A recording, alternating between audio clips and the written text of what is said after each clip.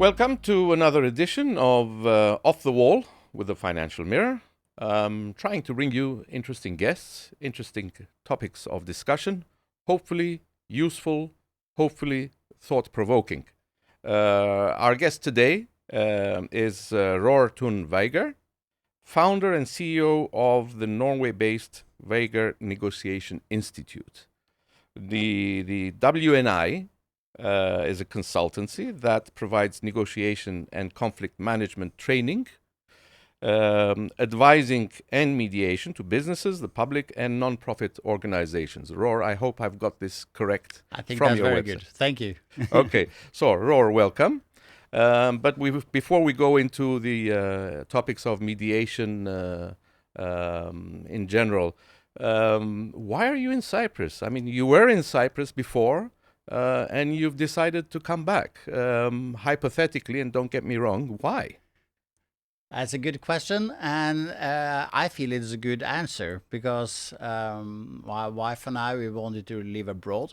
We got an opportunity in 2015 to come to Cyprus. We took a gap year from our normal work, and we worked voluntarily for the peace organization Peace Players. They were based in the Home for Cooperation, and we helped them to create an exchange program between all their sites around the world. Mm-hmm. And we brought a dog and 3 kids with us and came to Cyprus. We left after a year, and not far later, we felt we had met so many nice people. We love the culture, we love your food, and of course the sun and weather. So we decided to come back, and we bought an apartment here in Nicosia. We have a lot of friends, and we try to come back as often as we can. So that's why we came to Cyprus, and also try to stay in Cyprus as much as we can when we have the opportunity. Well, hopefully some people can also benefit from your services, or more importantly, from your experiences. Why did you set up the WNI? I mean, you've been a professional for so many years in other areas, and suddenly you go into an NGO dealing with a consultancy dealing with such services. Yeah, it's maybe not an NGO. It's I try to earn as much money as I can, as any profit organization and business. I used to say it's dangerous to give your employees a leave. Mm-hmm. They start to think. Yes. And I did that. And I worked as a lawyer for about 25 plus years. Giving me that year off, do exciting work, working with the people in a conflict area that Cyprus is. That emphasized for me what I really had the passion about. And my passion was to go into conflict resolution, negotiation, and mediation. Worked as a lawyer for many years. I had training in these areas in the States, and I wanted to leave my lawyer work to the side. I called myself a reformed lawyer, and with that, I say I help people with advices and training and what I call the negotiation audit. Mm-hmm. So we help them to avoid going to the court. Okay. And that is an essential part for me. I left my bar license by the door when I opened this door to the Negotiation Institute. And if we are not able to solve the cases, then I have a huge network of all colleagues that will be more than happy to take on the cases into the courtroom. So it's not just your services, so you might even provide negotiation services or mediation yourselves to your customers, but also as training of how other professionals could do proper negotiation, proper mediation. And that's the core element of my clients. I work less with lawyers. There are more colleagues in the case I need that, but I work with business owners, entrepreneurs. They do extensive long-term relationships with other partners or clients. And then a sudden conflict arises, And if you immediately, or I would like to say, if your reactions is to bring this case immediately to the courtroom, that will mostly hurt the relationship, the working relationship between you and the other one that you have used years to establish is ruined. So that's the benefit. It's not just a financial benefit. There's also a reputational benefit. It's reputational benefits. It's the time benefit. It's the emotional benefit. And it's the financial benefit. I don't know how long it takes from a case is filed to the court here until it's settled. But normally in Norway, in district courts, it takes between 6 to 9 months, depending on where you are.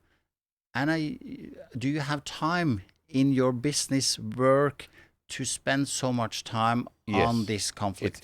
That is frustrating itself. I mean, in Cyprus, you need 6 to 9 months just to get your first appearance. Yes. Let alone your hearing. Yeah. So, and that could take some complicated cases. We've had some major commercial conflict and contractual issues that have gone for more than 20 years. Yeah. But in general, in Cyprus, it's known that any court case could take around about 1.5 to 4 or 5 years, depending on the outcome. And that is very, very right. That is also exhausting for both sides. It's exhausting for both sides. It could be very important. It could be a principal question. And of course, that's why we have the court system. But in most cases, to be honest, they're not principal. They're often caught by what I call the 3 E's. It's an escalation of the conflict. What you told me, it's my ego and emotions.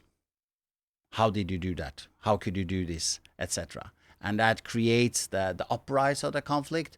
And then it's about the work to try to decline it, and try to find what is the core in it. This is amazing to be able to work with people, to try to help them to not get into this area, but try to keep it more simple and see how could we keep this relationship and keep this business work going on, and at the same time solve this issue.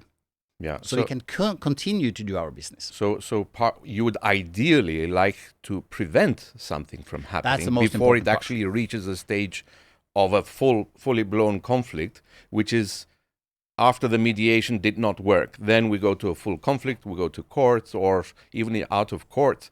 I hate your guts. I don't want to see you in front of me, and something like that. So how can we get it that we get to the mediation, to the prevention? Is it perhaps better understanding of human assets, better use of the laws available? Because each country, each contract, each agreement relies on different laws. Of course, and we have signed a contract, and it's often the culture in the different areas, how much we sue, how much do we go to court. And first, for me, when I do advising and later training with people, it's about creating the awareness. Where are you in this? What's important for you? What is really important for you? And when most people answer that question, is to do their business. That's why they are a businessman. They want to do their business. They want to earn money on that business. To focus on their and they have spent time and time in building up a working relationship between me and you. And it's so often that they ruin that long-term build-up relationship because of a often minor conflict. So it's a lot about the communication leading into that. Yeah. And when I do trainings, for me, in the concept that I'm mostly using, it's called the power of nice. And people hear correctly, it's the power of nice. Yes. And the nice part is not being following your and I listen to you and understand everything you are saying, and I should agree on that so we get along. It's about perfecting your own views and finding the core interests, what is important for yourself. At the same time, also be aware of the perception from the other party? How could they see this? And how can we develop this so we could come to an outcome with a big win for me, because I've had figured out what is most important for me, and that could, and most part it is, differently from what you find most important. But we are often hijacked into a different path in this conflict. Yes. So we derail from what's really important for us. And I said the 3 E's, and one of the E's is the ego. And my ego is often in the way of being able to solve this. Yes. Because the way you treated me, the way you talked to me, etc., I let that get in the way. Because some business leaders, either they will be very stubborn and they will say, you know, I don't want to talk about this. Yeah. Or on the other hand, they think they are taking the right decision. Yes. Very often we see in the case of mediation or other conflicts, either in court, out of court, even in the public view, there's a misconception that, oh, this is all created just to keep the lawyers happy and just to keep them busy, and lawyers just get rich. But it's not that simple, is it? I will definitely not say that. It's you know, all the lawyer jokes that you hear around. They have lawyers that spend years gaining their knowledge. They know the substance, the content of what you're working on. They know the processes, and the whole court system is built into knowing that processes. And that is an important skill that people should get paid for having that skill. Well, what sort of background does somebody need in order to get into the area of mediation, or to discover that gift of, I have this talent of mediation? How can we discover that? I think everybody can do that. I will first and foremost say, like people, because you're going to talk with a lot of people. So you like to get along with people and talk with them, be curious. And I think that is one of the most important part. Mm-hmm. Curiosity. Ask a lot of questions. Try to understand where they come from. Who are they? And why are they where they are at the moment? What is important for them? And by spending time on getting to know more about them than emphasizing on yourself, you're able to gain understanding in a way that you could help yourself to solve that challenge, difficulty. Mm-hmm. When you argue, as we are trained as lawyers, we are giving away information. When I'm asking questions and listening to being present and really listening to your answers, I receive information. And a combination of well prepared going into a negotiation meeting or a mediation, you using these techniques to try to help the other party find solutions together with you. And that is why I say you need to like people and be among people to do so. What is the worst case situation of a mediation or any other effort that goes bad? And I'm not just talking about maybe a client or a public organization or even a government. I mean, governments, they have conflicts. We're not talking about war zones. They have conflicts on disagreements, on legal issues with bordering countries that are often referred to other higher courts. And it could take millions and time. So what is the worst case? That you have a deadlock? I mean, how do you come out of a deadlock? I'm often triggered by deadlocks. Okay. Because deadlocks, we need to find new paths. Often we continue in the same path as we have started. And we continue again, and we continue, and that could go for years or decades. So why don't we at that point have a pit stop? We park the car. Yeah. We go out and see what is the surroundings for the moment. How could we move on from this? Maybe you have to take a couple of steps back. We have also a phrase in negotiation we call going to the balcony. Mm-hmm. We are sitting here now, but if you go up there at the lamp up there, you will see this viewed a little bit differently. From a different point of view, yes. From a different point of view. Often when you have a mediator with you, or I call myself now a facilitator, Mm-hmm. they could help you to overview this situation and maybe find new paths, new areas you can move into. Yeah.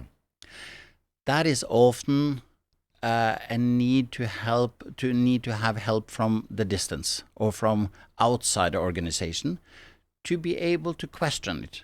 And if we move this situation into a business in a company, it often a hierarchy. Yeah. And that hierarchy is led by, am I allowed to speak freely to you when you are above me as a boss? Many places it isn't. Mm-hmm. When you hire somebody from the outside, a lawyer, he gives you legal advices on this. As a facilitator, I am known in the law, but I said this area is your core. Yes. I am, everyone in his expertise, yes. Yeah, everybody's in their expertise. My expertise will be the process. Mm-hmm. Going into a business, I can never have so much knowledge as you have in this area, because you are the business owner. You established this. You have been there for so long. I can never gain that knowledge. You are the expert on the content of the substance of what you're talking about. You hire me, or you can use me as an advisor, etc., on the process. Mm-hmm. And it's 3 dimensions in every negotiation, if you are small or huge. Relationships. How is the trust between us? Is it? Or is it not? Yeah. If it's that lost, we need to start with trust building problems. Yeah. Around this, we have the communication process. And that can be related to where should we meet, what is the agenda, how should the team be that assist us in these negotiations. Yeah. And these 2 elements need, of course, to be combined with the substance of the deal. But we often see you dive straight into the substance without building trust between the parties and without emphasizing how should we create this the communication process around this. Yeah. And the communication process is, among other things, the elements I just mentioned, how do we ask questions? Yes. A simple question I always give to people is that, what is important for you? Do they know? No. Because sometimes, No. yeah. Maybe most times that simple questions have never been thought about. Yeah. And that is because they have been diving straight down into the small nitty-gritty details of the conflict. So you are in a way They've lost focus. You're lost in the focus. Yeah. You're not lost in the focus. You are lost on the small nitty-gritty details. Yeah. So going back to the balcony, seeing the same situation from a distance, try to redirect your route into it. Yes. You often need help. Yeah. Yeah. And it's so rewarding to see when you work with clients how they switch that mindset. It creates an awareness in themselves. Oh, have I done that? Oh, why did I do that? And then create a new path. And if you're able to do that, not only with the one person you are sitting with or working with in maybe a small mediation, but you're also able to work with an organization that change their path in how they approach it, they can gain a lot of more money, save their time and costs on conflict. That is only on the cost side of the budget. Yes. Now, Roar, just another issue. Conflict and mediation is not just contractual. It's not just business. It's not just agreements.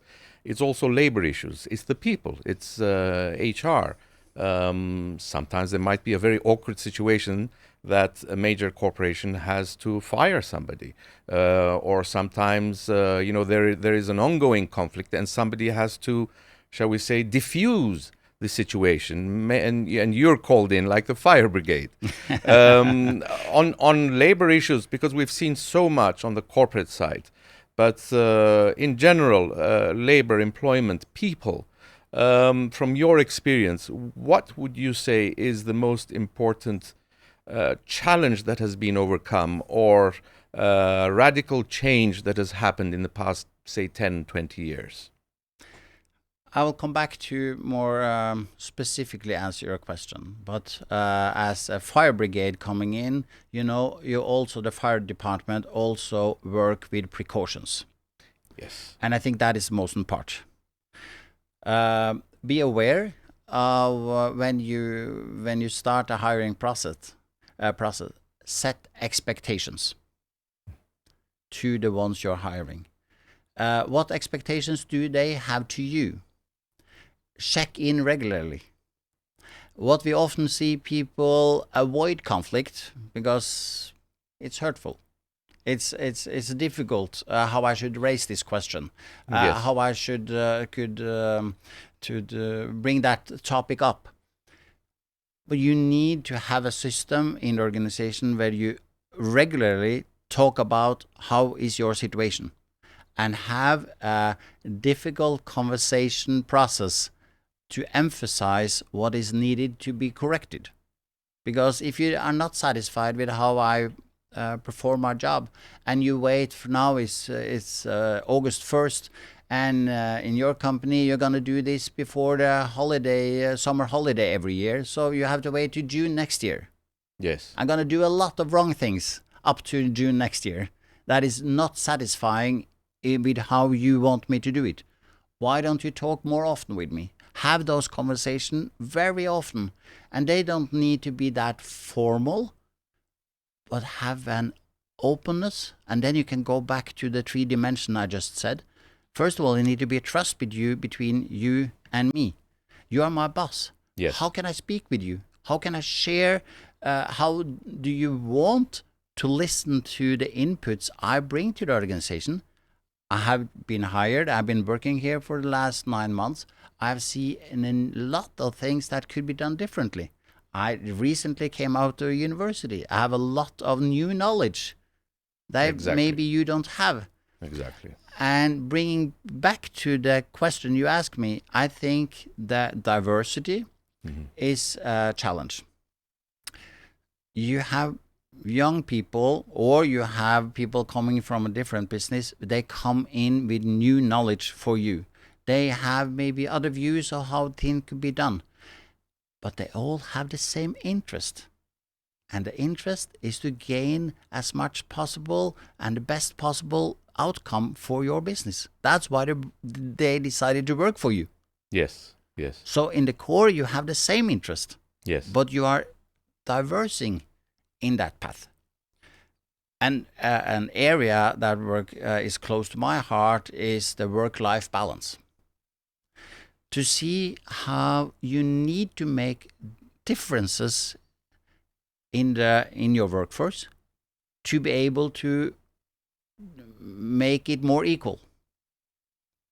So when I come in, I'm newly educated, I'm 25 years, I'm single, I need maybe different terms than when you are 35, you are married and you have already 2 kids. Correct.